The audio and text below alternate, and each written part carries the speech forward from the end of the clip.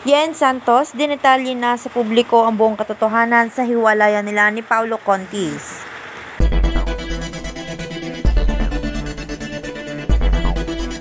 Matapos ang matagal na pananahimik, tuluyan ng binasag ni Yen Santos ang kanyang katahimikan at isinapubliko na ang buong katotohanan sa likod ng kanyang hiwalayan kay Paulo Contis. Sa isang emosyonal ngunit mahinahong panayam, detalyado niyang ibinahagi ang mga dahilan kung bakit nauwi sa wala ang kanilang relasyon na minsang naging sentro ng kontrobersya at usap-usapan sa showbiz. Ayon kay Yen, sinubukan nilang ipaglaban ang kanilang pagmamahalan sa kabila ng mga batikos at intriga ng kanilang hinaharap mula pa noong una. Ngunit sa paglipas ng panahon, unti-unti raw nilang naramdaman ang pagkakaiba ng kanilang mga layunin at prioridad sa buhay. Ibinahagi rin ni Yen na isa sa mga naging malaking hamon sa kanilang relasyon ay ang kakulangan ng oras at emosyonal na koneksyon, lalo na't parehong abala sa kanilang mga karera.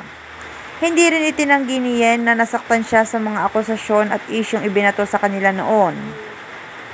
Ngunit mas pinili niyang manahimik para protektahan ang natitirang respeto sa pagitan nila ni Paulo Contis.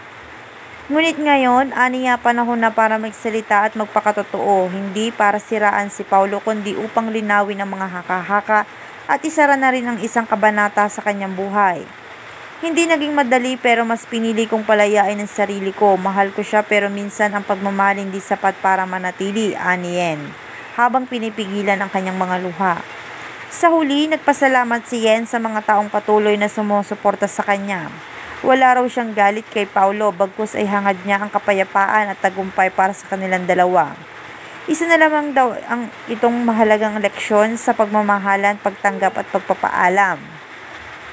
Ang kanyang pag-amin ay umani ng samot-saring reaksyon mula sa publiko. May nakisimpatya, may nanumbalik ang paggalang sa kanyang katauhan. May mga patuloy pa rin nagtatanong, ngunit para kay Yen, sapat na raw ang kanyang katotohanan. Ang mahalaga, nakalaya na siya at muling nakaharap sa salamin ng may buong tapang at dignidad.